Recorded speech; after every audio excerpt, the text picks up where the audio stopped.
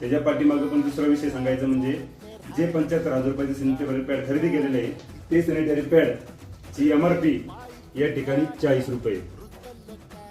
40 रुपयाला sanitary pad खरेदी केलेलं MRP असताना सुद्धा पॅकेटवर या ठिकाणी बिलावर ग्रामसेवक यांनी 50 रुपयाचं बिल लावलेलं आहे. बघा म्हणजे या ठिकाणी गावातील ग्रामस्थ विचारत नाहीत म्हणून म्हणल्यानंतर किती लुटालूट करतात की हे ग्रामपंचायत कितकळची अवस्था. हे सरपंच आहेत, उपसरपंच, सदस्य, हे त्यांची बॉडी बघून घ्या सर्वांनी. या ठिकाणी जे महिलांसाठी या ठिकाणी वाटप फुकट होतं, ग्रामपंचायतीने खर्च करून होते, जे सॅनिटरी पॅड महिलांच्या आरोग्याच्या दृष्टीकोन, आयबीनीच्या आरोग्याच्या दृष्टीकोन महत्वाचे होते, ते ह्याच्यामध्ये पण यांनी पैसे खायचं काम केलेलं आहे. आणि जर पैसे खायचे नव्हते तर तुम्ही आज या ठिकाणी का लपत आहे? जर बिल खोटी आहे तर या ठिकाणी सॅनिटरी पॅड 75,000 रुपये सरपंच विद्या श्रीकांत खटपे यांची या ठिकाणी सही आहे, भोवरभाऊ साहेब यांची या ठिकाणी सही आहे. आणि ज्या काळामध्ये हे खरेदी झालेले आहे ऑक्टोबर 2024 मध्ये, त्या टायमिंगला विद्यमान सरपंच विद्या श्रीकांत खटपे हे होत्या. एक लेडीज असताना सुद्धा या अशा गोष्टीमध्ये पण भ्रष्टाचार होतोय.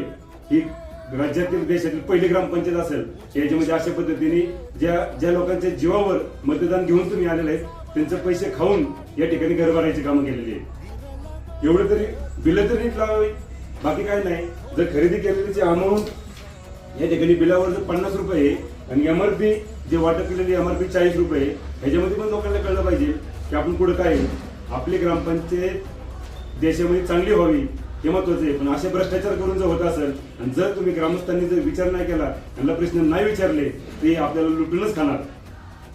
हे पुराव्यासकट आहे. आणि जर हे पुराव्यासकट नसेल तर ग्रामसेवक सरपंच यांनी सांगावं की हे बिल खोटे आहे म्हणून, किंवा हे वाटप केलेलं खोटे आहे म्हणून सांगावं त्यांनी. का लपतात ते? कारण की ह्याच्या पाठीमागे त्यांनी घर भरायचं काम केलं, दुसरं काही काम केलं नाही.